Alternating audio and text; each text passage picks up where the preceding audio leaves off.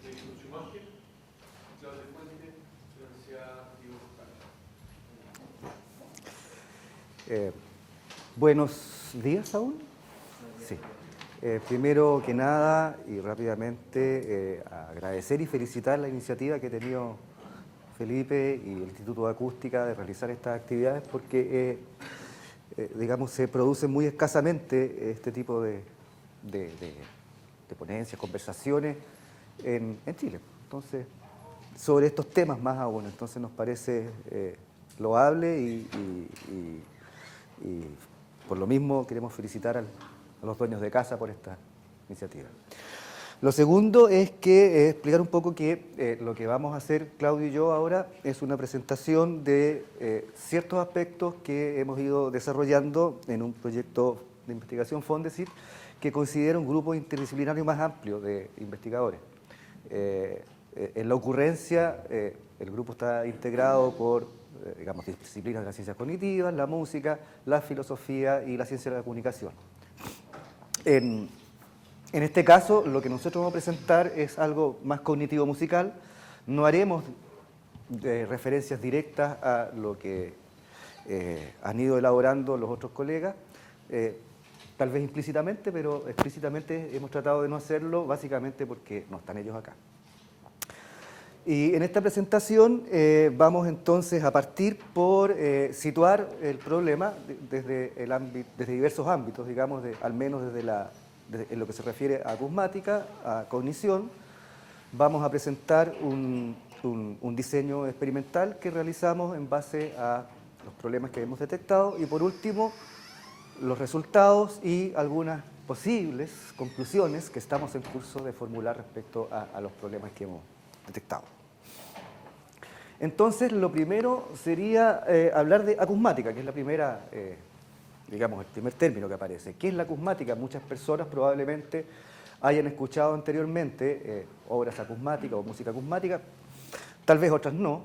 En algún momento por acá se hizo durante 4 años el Festival Aymaco de Electroacústica, donde se presentaban muchas obras acusmáticas, por lo tanto, tal vez podría haber habido tal vez alguno de ustedes asistió, ¿ya?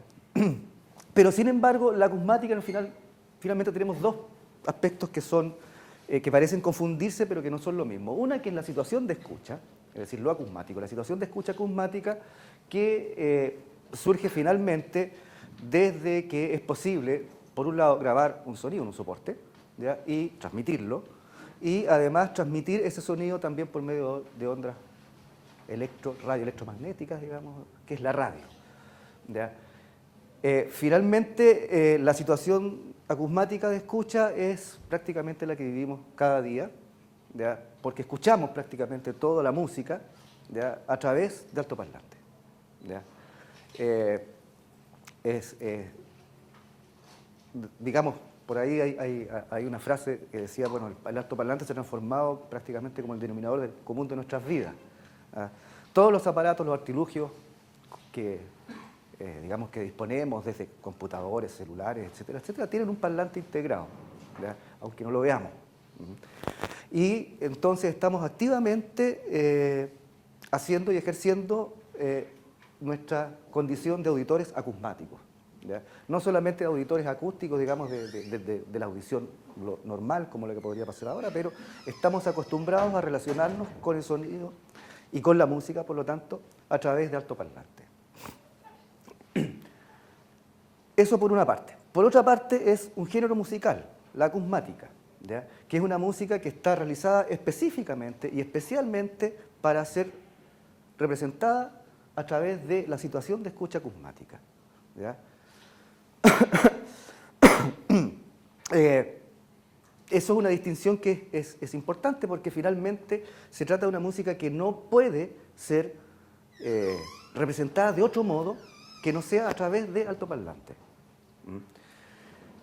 Supongamos en la historia de la música un disco bastante importante así de los Beatles, Sgt. Pepper's, que es un disco que fue realizado en estudio.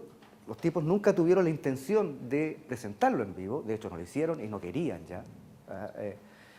Y por lo tanto entraron al estudio de grabación y ocuparon el estudio de grabación como una especie de laboratorio de creación. Y ahí como ya no estaban sujetos a tener que representar lo que estaban creando de una manera más o menos fiel de restituirlo en un concierto, bueno, hicieron muchas cosas que son imposibles que resulten en un concierto en vivo. De alguna manera eso se podría aparentar digamos, a la acusmática. La diferencia está en que nosotros podemos agarrar una guitarra, por ejemplo, ¿ya?, y tomar cualquiera de esas canciones de ese disco y representarlas. No exactamente igual, pero sí no va a seguir siendo ella misma, ¿ya? En la acusmática no hay modo, ¿ya?, de que lo que ha sido compuesto para ese sistema puede ser representado de otro modo que no sea a través de altoparlante. Hemos definido entonces que la acusmática finalmente tiene dos aspectos que son interesantes digamos, de diferenciar. Por un lado, es un modo de producción musical, ¿ya?, que podríamos llamarlo en global, es el modo de producción concreto acusmático, porque surge de la música concreta que crea Schaeffer en el año 48. Y estas son las características en cuanto a modo de producción. Lo primero es que se produce en un estudio la música. Segundo, utiliza o puede utilizar en su producción todos los sonidos posibles, todos, ¿no?, sintéticos, de origen microfónico, instrumentales, vocales, etcétera, etcétera. Cualquier sonido es permitido en este caso, digamos, no hay una excepción. Luego, la representación acústica, la obra acusmática, está integrada al proceso de producción. Eso es importante, porque finalmente el compositor, cuando está componiendo acusmática, está escuchando inmediatamente lo que hace, ¿ya? Aquí Schaeffer hacía la distinción entre la composición concreta, por eso le llamó a su música concreta, ¿ya?, y lo contrario de concreto sería la abstracta, perdón. Muchas gracias. Y la composición abstracta para referirse a aquella que se hacía tradicionalmente en partitura, ¿ya?, donde el resultado sonoro de lo que él escribía iba a percibirse posteriormente, ¿ya? No había necesariamente un va y viene, como existe en la composición concreta, acusmática, de escuchar inmediatamente las manipulaciones que uno hace y, por lo tanto, tomar las decisiones que le parecen más razonables. Entonces, el compositor abstracto se basa en conocimiento empírico, etcétera, etcétera, de lo que él sabe cómo esto va a resultar en un determinado sonido, pero en algún momento va a tener que comprobarlo si es así o no, ¿ya? Esta comprobación en lo acusmático, en este modo de producción, se verifica inmediatamente. Y por tanto se desarrolla en función de la situación de escucha acusmática, estos tres aspectos, ¿ya? Si además también la acusmática es una modalidad de representación acústica, ¿ya? Una modalidad de representación acústica donde todas las fuentes que intervienen en el proceso de representación de la obra surgen por medio de altoparlante, ¿ya? No hay instrumentos en vivo, no hay bailarines en vivo, ¿ya? No hay nada que tenga, digamos, una función de visual. Esto es todo muy entre comillas, digamos, pero digamos, no hay una intención, podríamos decir, donde la visualidad esté operando en el proceso de significación de la obra, ¿ya? Una intención explícita del compositor, ¿ya? Evidentemente vamos a decir, bueno, cuando en el ejemplo que dabas tú respecto a Trevor, a la obra de Trevor, que él estaba ahí en la consola, ¿ya?, y eso es una gestualidad que no necesariamente está tan identificada con la gestualidad, por ejemplo, que nosotros podemos ver de un guitarrista. O sea, cuando nosotros vemos un guitarrista, si yo hago así, ya más o menos todos ustedes saben qué estaba haciendo y cómo suena lo que estoy haciendo, ¿no es cierto?, esta gestualidad. Pero si yo hago así, en la consola no es tan evidente, ¿ya? Pero bueno, ese es un aspecto esencial. Luego, que el dispositivo de altoparlante está por necesidad distribuido espacialmente, ¿ya?, tanto en cuanto a los formatos que se eligen para el proceso durante la composición, si la obra es estéreo, multicanal, etcétera, etcétera, como porque la representación se produce en un espacio acústico determinado, ¿ya? O sea, si nosotros, estos dos parlantes están distribuidos espacialmente por un motivo. Aunque un compositor dijera, no, yo no me voy a preocupar del espacio y solamente voy a componer esta obra solamente para un parlante. Bueno, el parlante, eso es una distribución espacial. es un foco de radiación sonora, y en algunos lugares hay que ponerlo. Aquí, allá, o al medio. Y eso ya es una distribución espacial. Y para terminar, digamos, es finalmente el dispositivo, el altoparlante, que permite la situación de escucha acusmática. Dadas todas estas características, hay muchas de ellas que son compartidas por un montón de músicas actuales, ¿ya? En términos de modo de producción, podríamos decir. De hecho, François Delalande habla de la existencia de 3 modos de producción musical: el sistema oral, de la escritura y, por último, el soporte, ¿ya? La composición sobre soporte, el laboratorio, digamos, o el estudio de grabación, se ha transformado cada vez más en un espacio de creación. ¿Ya? No es solamente un espacio donde se registra, ¿ya?, una performance, sino que esa performance es modificada, adecuada, amononada, si quieren, ¿ya?, para ser luego almacenada en el soporte y escuchada, ¿ya? Entonces, casi todas las operaciones que se producen en la cadena electroacústica durante la grabación, ¿ya?, y la fijación de un sonido en un soporte son más o menos compartidas en prácticamente todas las músicas actuales, ¿ya? Aunque queramos no crearlo, ¿ya?, aunque pareciera que sufriéramos la alucinación, ¿eh?, o la ilusión, más bien dicho, de que esta grabación de la Quinta Sinfonía de Beethoven es absolutamente neutra. Imposible. Se pusieron los micrófonos en algún lugar. Por algo se pusieron, ¿ya? Y si solamente hubiera sido eso, ya esa elección ya implica un coloreo, por ejemplo, ¿ya? Por lo tanto, es una decisión creativa, ya que se incorpora al sistema de producción. Entonces, ya que tenemos por una parte que el sistema de producción acusmático está más o menos compartido, digamos, por un conjunto de músicas hoy día. Entonces, la pregunta viene después, bueno, ¿qué es lo acusmático? ¿Y qué pasa en la acusmática, que es una música que nos podría ayudar a interrogar tal vez a la música, ¿ya?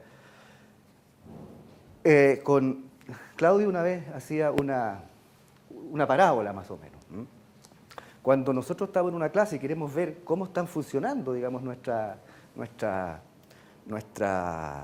digamos, la enseñanza, si estamos transmitiendo bien los contenidos, etcétera, etcétera, sacamos poco con preguntarle cómo va la cosa al mejor alumno, al que entiende todo, al que se aprendió todo, etcétera, etcétera. Es mejor preguntarle, no sé si mejor, digamos, pero una posibilidad es preguntarle al mal alumno, al que pone problemas, al que no entiende, el que no cabe dentro del canon, ¿ya? Y nosotros pensamos, digamos, que por varias razones que hemos visto, digamos, y que vamos a ver después, hipotizamos que la música es, en este caso, digamos, como el alumno complicado, digamos, la acusmática es el alumno complicado de la música. Nos cuesta clasificarla, nos cuesta calificarla, nos cuesta categorizarla, ¿ya? Entonces, es para nosotros al menos, una posibilidad de cuestionarnos y de interrogar a lo que hemos entendido razonablemente, históricamente y culturalmente por música. Entonces es un aspecto que es interesante. Ya, ahora voy a dejar a mi colega unos momentos que hablamos de acusmática. Ahora hablaremos. Bueno, buenos días. Es difícil tomar ahora hacer el cambio. Voy a hablar un poco de ciencia cognitiva. Es Michael Dawson, un investigador canadiense, que de lo primero que yo leo, que dice que uno puede explicarse los dos grandes cambios de las ciencias cognitivas a través de un poco los cambios de paradigma en la música, ¿no? Entonces, para explicarlo brevemente, hay dos grandes, bueno, ciencias cognitivas, y la neurobiología tiene que ver con las ciencias de la mente, ¿no?, que tienen un inicio, digamos, a mediados del siglo XX y tienen una influencia notable en el desarrollo de casi todas las cosas de las que hemos estado hablando esta mañana. Entonces, el primer gran paradigma se podría llamar el sistema percepción, pensamiento, acción, ¿no? Y eso tiene que ver con un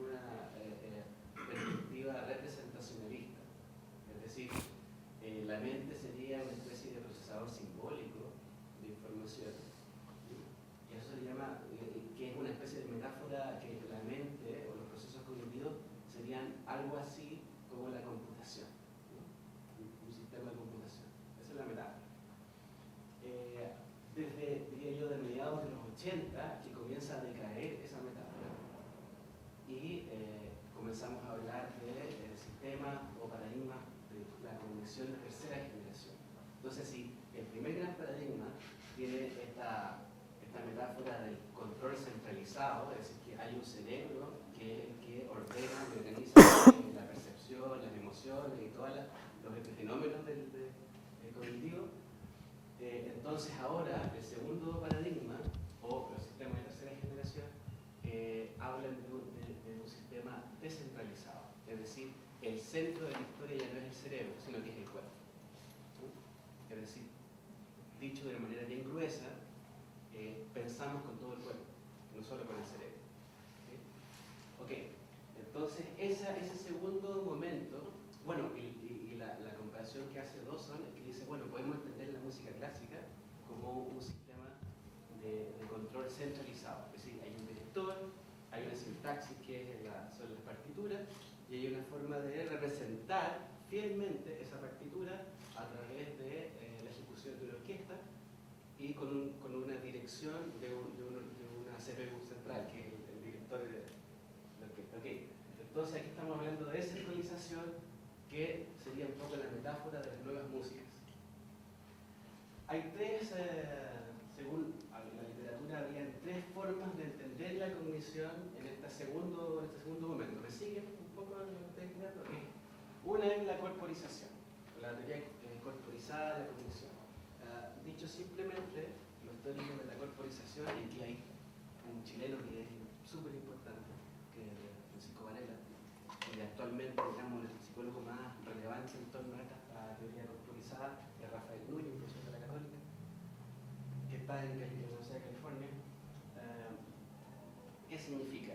Que cómo nosotros podemos comunicar o sea, cómo funciona el sistema cognitivo.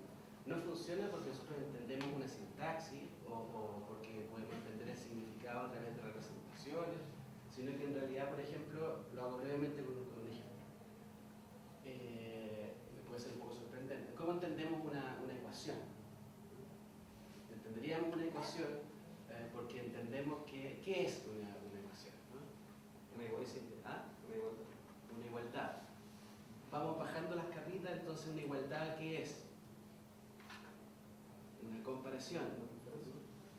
Y bajamos otra capa y una comparación, ¿a qué se remonta? En términos kinésicos o corporales. Eso es tramposo para avanzar rápido. ¿Ah? ¿Qué es una comparación? Una especie de equilibrio, ¿no? ¿Cómo aprendemos el equilibrio? Representacionalmente, lo decimos en la escuela, corporalmente. ¿Sí? Cuando somos niños, paramos una pata, conocemos los balancines, entendemos el equilibrio corporalmente. Y luego, por sus sucesivas metáforas corporizadas, llegamos a entender qué es una ecuación. Eso es un sablazo, digamos, al corazón de la teoría representacionalista de la ciencia cognitiva. ¿Ya? Entonces entendemos un poco que las ciencias cognitivas ya son corporizadas. La cognición, según la hipótesis de Clark y Chambers, esto es más bien peleado todavía, ¿no? Pero también podría ser extendida, es decir, ya nuestra cognición no solo está encerrada en el cerebro ni en el cuerpo individual, sino que nuestro sistema cognitivo está extendido incluso fuera de los límites de nuestro cuerpo. Ejemplo, ustedes saben que cada vez los jóvenes están teniendo menos memoria, ¿no? ¿Saben por qué?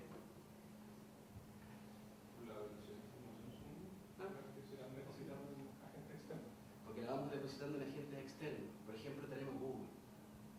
No necesitamos guardar tantas cosas, ¿no? Porque cualquier dato que queramos investigar, no tenemos que ir a la memoria de almacenamiento, la ponemos allí y tenemos el dato. Entonces, esa habilidad que vamos perdiendo, en realidad no estamos perdiendo, sino que estamos ocupando un poco de la memoria RAM en otras cosas, ¿no?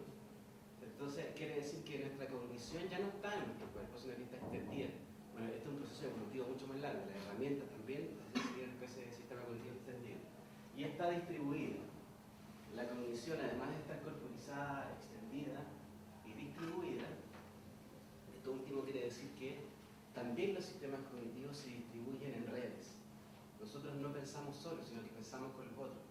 Hay investigación de los últimos años que muestra que, por ejemplo, los problemas no se resuelven, los problemas siempre los hemos resuelto en grupo, porque las cuestiones que no entendemos se las dejamos a otro para que las resuelva por uno. Y eso es una inteligencia que eso afecta, por ejemplo, lo entendemos en poco tiempo, pero eso afecta que, por ejemplo, las mediciones de inteligencia tienen poco sentido que las hagamos individualmente, porque la inteligencia también es grupal, también va en redes, ¿no? va avanzando en redes. Entonces, tenemos que la ciencia cognitiva actualmente ya no es el modelo de control centralizado, sino que es un modelo de control descentralizado que por lo menos tendría estas tres perspectivas: es corporizada, extendida y distribuida. ¿No les parece a ustedes que las músicas modernas, las músicas contemporáneas, no les parece que lo que presentamos, lo que presentó en la primera presentación, lo que vimos en la segunda presentación, se puede leer desde este tipo de teorías de la cognición y no desde las teorías de la cognición de control centralizado? A mí me parece que sí. El problema es que cuando uno escucha, cuando hemos escuchado, entrando en esta investigación en la que estamos en el Fondesit, a neurobiólogos de punta, hacen afirmaciones como, por ejemplo, que está después, ¿no? Hacen afirmaciones que son sorprendentes. Por ejemplo, cuando escuchamos a José Luis Díaz, que es destacado neurobiólogo mexicano, decía, bueno, es más o menos evidente que si tanto un occidental como un africano o un aborigen australiano escucha las variaciones Goldberg, va a sentir un poco de tristeza. Ese universalismo, digamos, cognitivo y ese universalismo estético es una cuestión que está anclada en un prejuicio de una teoría cognitiva que tiene más de 60 años y que ya no corre. Y lo dice hoy día, ¿no? O sea, ese es el problema. Entonces, en base, digamos, finalmente lo que estamos, por lo menos en esta parte, digamos, es que desde estas perspectivas teóricas, digamos, que por una parte los problemas que nos... 10 minutos, churra, que nos pone la cosmática y leída ella desde ciencias digamos, de las teorías cognitivas de tercera generación, es que nos hicimos básicamente estas dos preguntas, ¿ya? Y que ya la vieron, la leyeron, voy a cambiar porque nos quedan 10 minutos. Y para eso hicimos un diseño experimental, que lo vamos a ver muy rápidamente, ¿ya? Que fue, básicamente, se le hizo escuchar una cierta cantidad de obras a una cierta cantidad de personas, en realidad fragmentos de obras, ¿ya? Que cumplían con estas condiciones. La primera, que era una representación acústica exclusiva por medio de altavoces, ¿ya? Que cumplieran, digamos, similitudes en términos de modo de producción concreto cosmático, que no utilicen o se alejen de gramáticas composiciones donde, digamos, como aspecto como melodía en el sentido tradicional no fuera muy relevante, y obras que hicieran, digamos, y sobre todo que generaron alguna o mayor o menor una sintaxis espacial. Elegimos 8 fragmentos, ¿ya? Que son esos, de que van desde acusmática a electrónica popular, hasta pasando por electrónica serial y paisaje sonoro, digamos, ¿vale? Aquí hay dos colegas que tienen que, digamos, avalar la hipótesis de que pertenecen, digamos, que cumplen con las condiciones anteriores. Se le hizo escuchar a 40 personas, con una edad promedio de 27,5 años, 21 mujeres, 19 hombres. Un porcentaje importante había escuchado al menos música cosmática una vez, ¿ya? Y otras no. Esto se realizó en un laboratorio, digamos, a 8 canales, donde evidentemente no todas las obras eran multicanal, pero todas las obras se escuchaban por todos los parlantes, ¿ya? Aquí entras tú. Y vas a tener que hacerlo rápido. Ya había tratado un poco que la relación entre música y ilusión, un poco hablaste tú de eso antes, tiene un prejuicio, yo le llamaría así, prejuicio del universalismo, ¿no? Que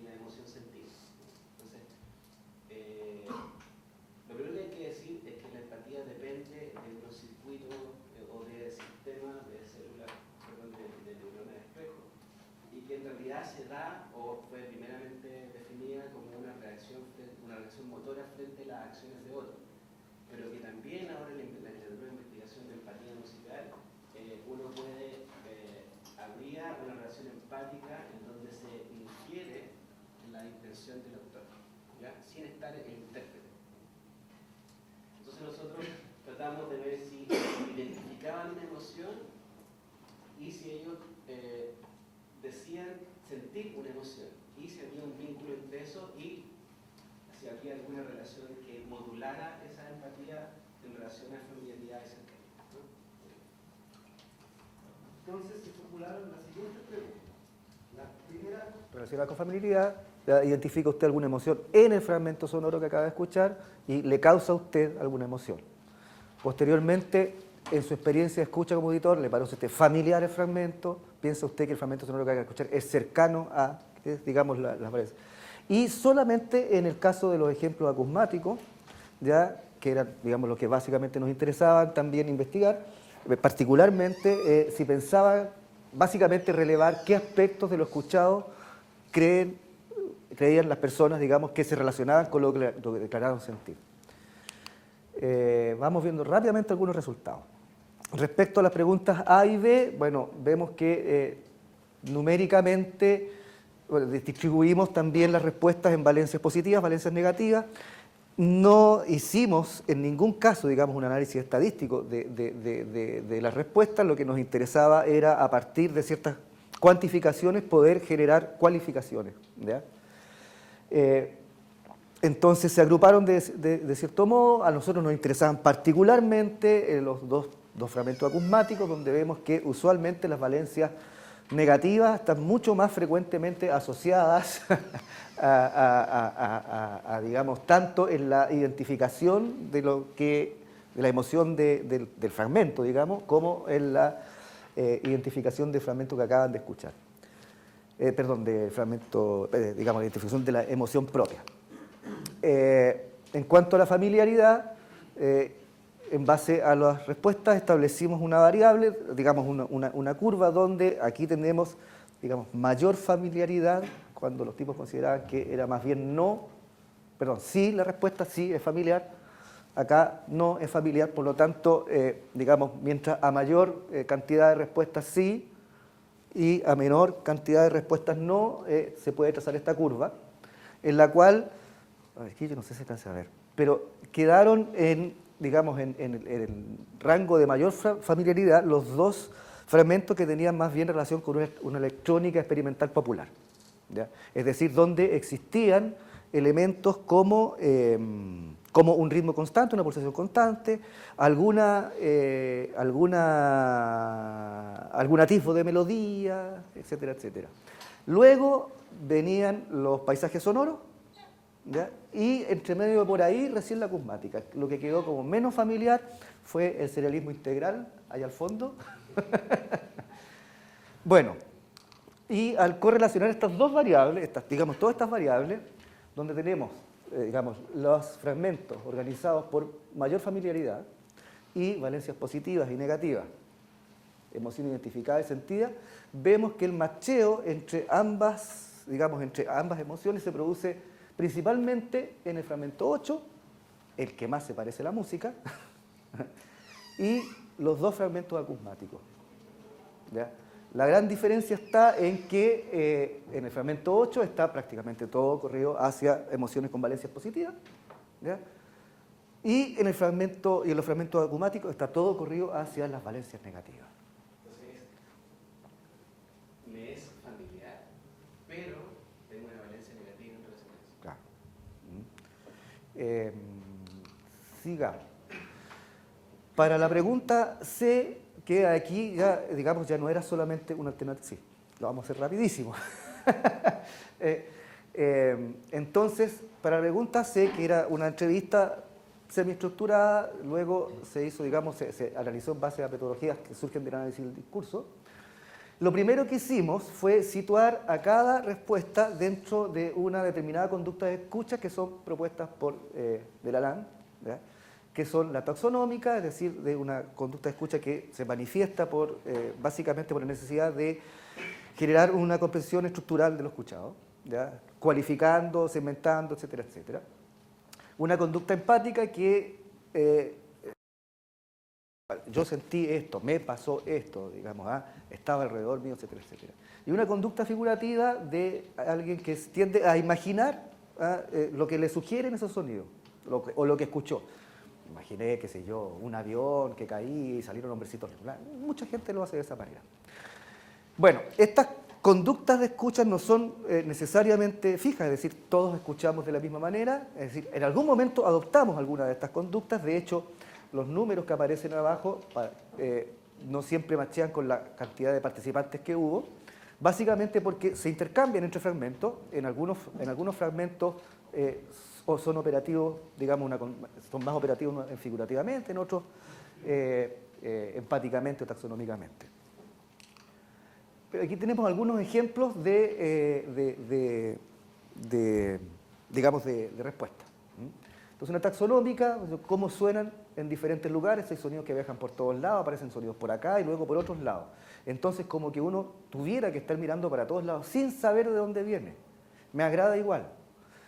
Pues es entretenido escuchar que suenen varias cosas al mismo tiempo, pero me desagrada a la vez pues la sensación de no saber qué hacer, como que pierdo.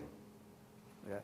Hay una situación que se parece un poco a lo que reportaba el anterior, digamos, que a pesar de, sí, la música, digamos, tiene valencia positiva, pero ¿a usted le gusta? Sí, me encanta. Lo mismo acá. Una ráfaga en la que me sentí involucrado en ese no lugar. Disfruté la experiencia a pesar de un poco de desagrado. Ese desagrado me provoca placer. Entonces, si volvemos a lo anterior, eso de la universalidad de la emoción, bueno, aquí hay una ambivalencia, una contradicción, digamos, bastante flagrante en la experiencia de escuchar. Bueno, uno digamos, de las ideas de las categorías, o sea, digamos, del análisis del discurso es generar categorías a partir de las regularidades que se van manifestando digamos, en los reportes, ¿ya? Y básicamente, en cuanto a el fragmento 7 acusmático, la mayor cantidad digamos, las categorías que surgieron que tenían que ver específicamente con lo que sonaba, es decir, qué de lo que usted escuchó identifica como que tuvo relación con lo que usted sintió. Entonces apareció de que lo más frecuentemente mencionado fue la espacialización, cosa que más o menos esperábamos todos los que hacemos acusmática, porque viene desde una declaración de los compositores, digamos. De hecho, ahí tú tienes un artículo del 2007 que yo cito después en mi artículo. Bueno, ahora nos dicen los auditores. La intensidad sonora, las bajas, digamos, alta frecuencia y baja frecuencia. Esos son los 4 elementos de los sonoros que más regularmente aparecieron como categorías de la descripción de esa que se relacionaba con la emoción sentida.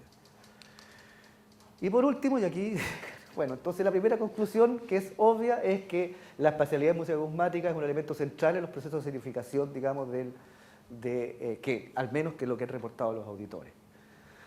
Luego, de aquí te dejo para adelante. Ya, aquí terminamos. Las emociones asociadas con valencias positivas aparecen más frecuentemente entre los autores que declaran conocimiento previo de la acusmática. Eso la literatura cognitiva lo muestra haciendo. O sea, conocer la música va a informar acerca de este fenómeno. En cambio, las emociones asociadas con valencias negativas se distribuyen casi uniformemente en todos los auditores de la muestra. O sea que esta valoración de que ya me provoca algo extraño o que me incomoda, que me conmueve o esta sensación de paradojal o de perplejidad, está distribuida en toda la gente, sin importar su formación, el género, nada. 3. La singularidad de la acusmática se encontraría entonces, y esto en respuesta a lo que habíamos hecho como pregunta, en una respuesta emocional ambigua que no pareciera hallarse en el texto, en las intenciones del compositor o en un modelo referencial heurístico o en la metáfora del control centralizado de la música tradicional. Es decir, que queremos mirar aquí y un poco responder cómo la acusmática interroga respecto a la música. Es decir, en la música tradicional, y los neurobiólogos, por eso que han hecho muchos papers de esto, muchos libros, es que nosotros estamos culturados músicas, ciertas piezas, a determinadas emociones o complejos emocionales. Entonces, cuando hacemos investigación y decimos, mira, vamos a escoger estas obras de Mozart, estas de Bach, y las vamos a hacer a ciertas emociones, todo rinde perfectamente. ¿Sí? Pero cuando nosotros investigamos lo que pasaba con la acusmática, resulta que la respuesta no es tan perfecta.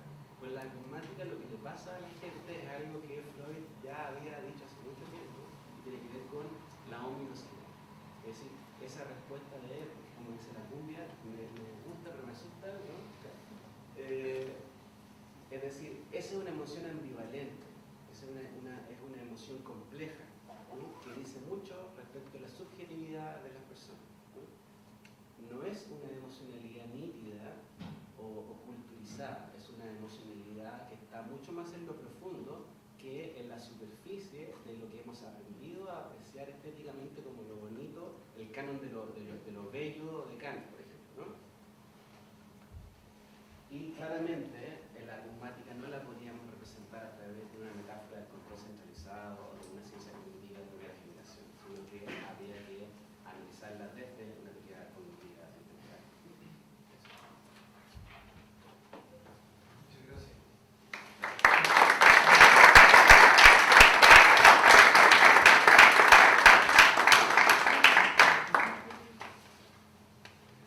Bueno, tenemos tiempo para algunas preguntas, de una suerte de presentación. Rodrigo, por favor. Sí, una pregunta que nos salta claramente con lo que acabas de decir. Y a lo mejor yo me referí la pregunta de motivación, ¿no? Eso es súper rápido. Sí. Pero lo que tú dijiste me parece que queda perfecto con cualquier música contemporánea. No hay nada en la acusmática que sea particular o singular respecto a su observación. Pasa con la música contemporánea para orquesta, para efecto solo, para robots, para tambor, para mesa. No es lo mismo. Porque lo que es común es que en familia no conozco, que me causa esta. Entonces, no veo que la acusmática es particular. Si acotamos, bueno, porque nosotros estamos investigando lo que Federico decía, ¿no? Hay 8 piezas que tienen que ver con música con determinadas características que son para parlante, lo que tú escuchabas, ¿cierto? Entonces, cuando uno cuando traza la curva, te das cuenta que hay una que son la que está más cercana a la música popular, que se siente con más familiaridad y la respuesta empática es mayor también. Pero resulta que lo que es disonante con todo eso es que la acusmática dentro de esa muestra habría que extender la muestra para ver si ocurre lo mismo, estoy tan seguro, o no podía estar.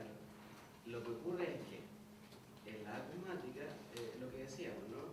Se declara una familiaridad, pero la respuesta empática es más, no es como no es el macheo con lo positivo, con la valencia positiva, sino que la gente se siente incómoda, se declara incómoda, aun cuando reconoce la familiaridad.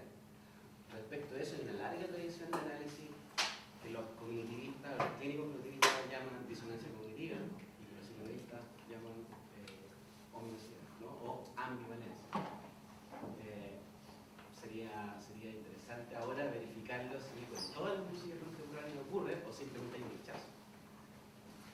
Ahora, más allá de eso, porque finalmente la conclusión final es la aparición, digamos, como un elemento central en el proceso de significación de la subjetividad.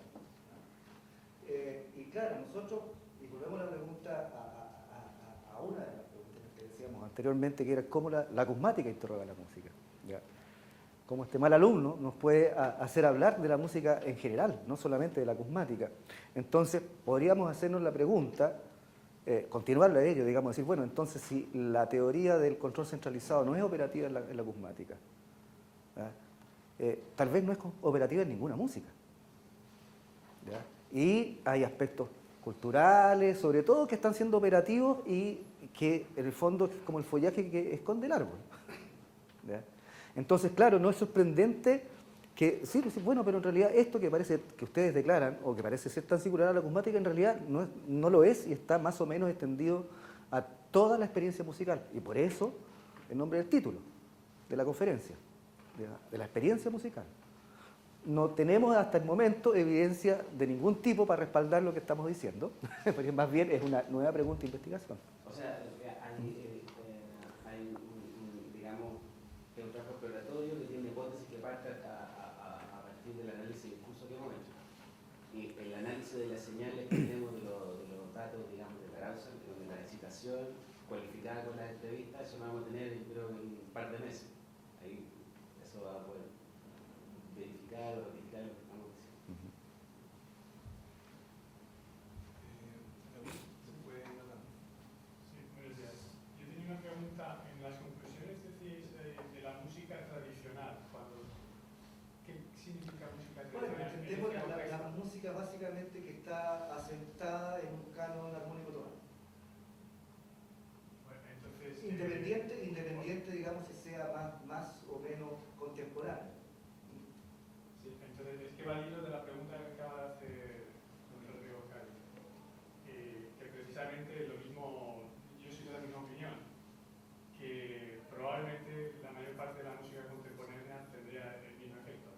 Entonces, quizás en esa conclusión sería mejor poner de la música no acusmática. Porque además el concepto de música tradicional hace referencia claramente a lo que el trabajo de los etnomusicólogos. No, claro. Sí, sí, no, Esa puntualización. sí. Toda la razón. ¿Tú no tenías una? Sí,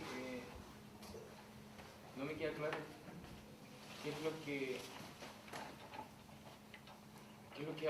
persiguen o cuál es la hipótesis del trabajo, por qué eligen la música acusmática y por qué, o sea, a qué quieren llegar con lo que han planteado. O sea, al ver el trabajo, o sea, es interesante, pero no sé qué diferencia pueda haber con otro tipo de música y otros aspectos culturales. O sea, no sé, si yo pongo, no sé, a un grupo de étnico que escuche una música que es totalmente nueva para ellos y que nunca han escuchado, quizás voy a tener el mismo resultado. Entonces, ¿cuál es el objetivo o qué quieren encontrar en el trabajo que están haciendo? No me queda claro. En realidad hay un tema como la respuesta puede ir por una cuestión más metodológica. Eso se trata de un trabajo exploratorio, o sea, no hay una hipótesis. Lo que estamos ahora haciendo es respaldar con este trabajo una hipótesis que tendríamos que verificar por medio experimental. Y esos resultados los tenemos que procesar todavía. Pero te respondo lo otro que no tuve tiempo de decirlo, y que es mi parte de la explicación.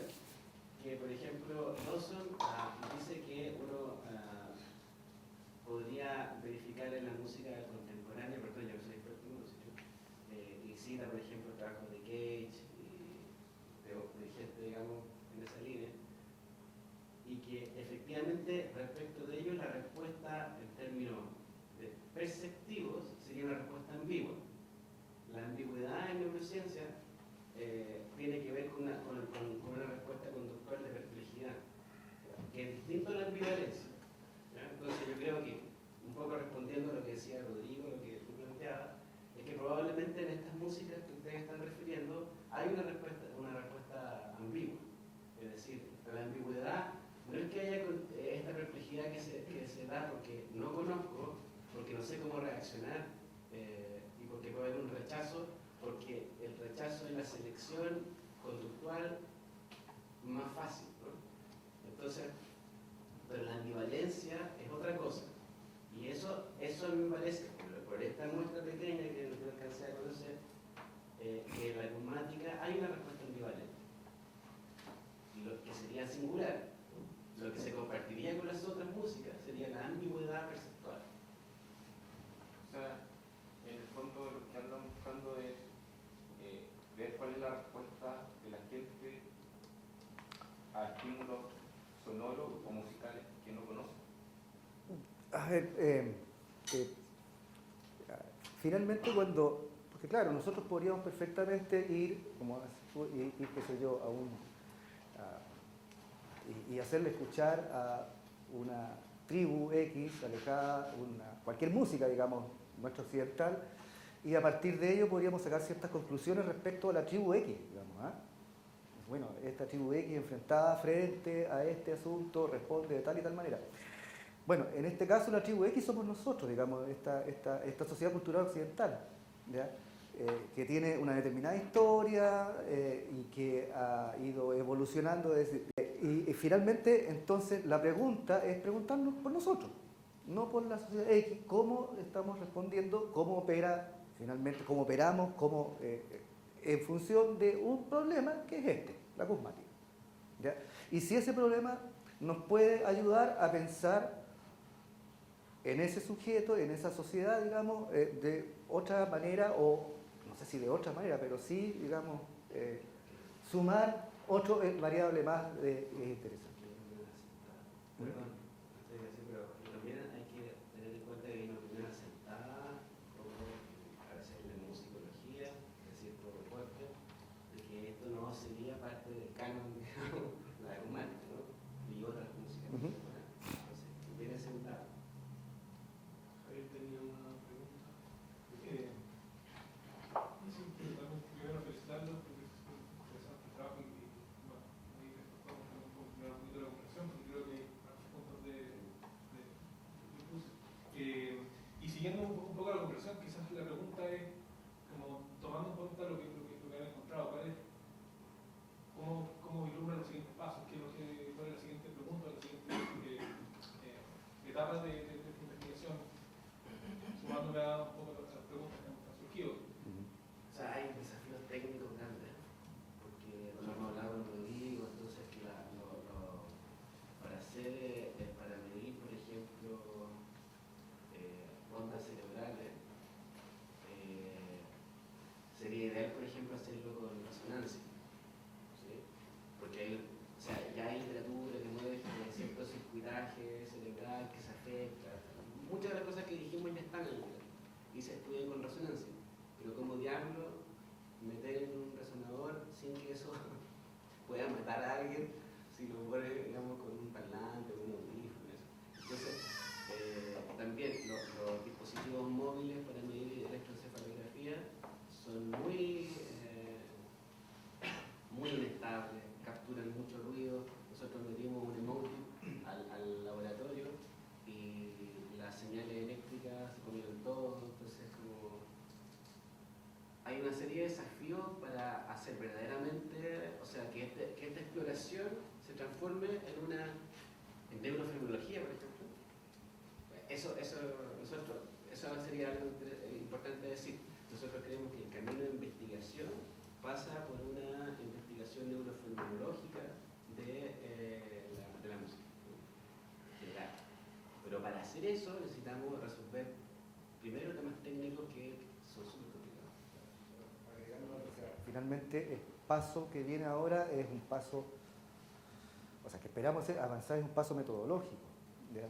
Que tiene que ver con que asumir que lo que estamos investigando no es la música como objeto en sí mismo, sino que la experiencia musical, ¿ya? Entonces, el problema de la experiencia musical es que el único registro real y vívido que podemos tener de él son los índices neurofisiológicos que podemos obtener. Un relato, la descripción de la experiencia no es la experiencia, es la descripción de la experiencia.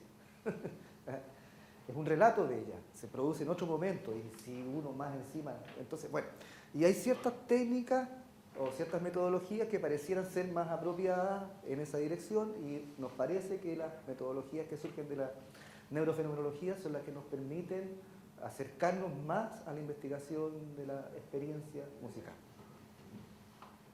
Hay una pregunta ahí, corta para poder ya dar paso al conversatorio un momento. ¿Sí? La pregunta es corta, pero no sé si será... La pregunta es, ¿qué es la vida? ¿Sería lo mismo hablar de música electroacústica, música concreta y música cosmática? No, electroacústica, digamos, podríamos decir que es un género que abarca varios subgéneros de las músicas hechas con ciertas tecnologías. La música mixta, por ejemplo, es decir, una música donde un intérprete interactúa con un computador o con una parte electrónica. La música visual, es decir, donde hay video y música. Las improvisaciones electrónicas pueden estar dentro del electroacústico y lo acusmático también está dentro de lo electroacústico. El punto es que lo concreto es una definición que finalmente duró como bien poco en la historia, ¿ya? Y que fue después reemplazado por otros términos, pero en general lo acusmático sigue más bien en la tradición de la música concreta que, por ejemplo, la música electrónica serial de Colonia, digamos. Pero es parte, digamos, hay un paraguas común, pero son subgéneros. Y para terminar y dar paso al conversatorio. Sí, el estímulo cognitivo es esperable trabajarlo a nivel profundo del cerebro o a nivel periférico, porque el nivel periférico es más reciente y los sentimientos, las emociones son ancestrales, o sea, son desde el origen de la humanidad, uno podría pensar. Esos son los primeros elementos que permitieron que la humanidad se genere. Entonces, ¿dónde es esperable generar el estímulo cognitivo con, en este caso? Ya, es que es un tema tan complejo y profundo. Federico recién hacía una distinción que yo había olvidado de hacer, producto del tiempo, pero que tiene que ver con la experiencia musical. En la experiencia musical uno puede hablar de emociones, la emocionalidad, como tú dices, está alojada en un circuitaje El sistema límbico es muy profundo. ¿Sí? Claro. Entonces, pero por otro lado, nosotros toda nuestra experiencia estética, por ejemplo, tiene que ver con respuestas que no son inmediatas, ¿no? Son de procesamiento que ocurre algunos segundos después de captar esos estímulos. Pero son más humanas. Es mucho más reciente Claro. en términos del desarrollo. Sí, eso, claro. Entonces hay una cuestión metodológica de nuevo que tiene que ver con la experiencia de la música o la música, cuáles son las audiencias, en fin. Yo creo que la respuesta es más larga. Pero sin duda que se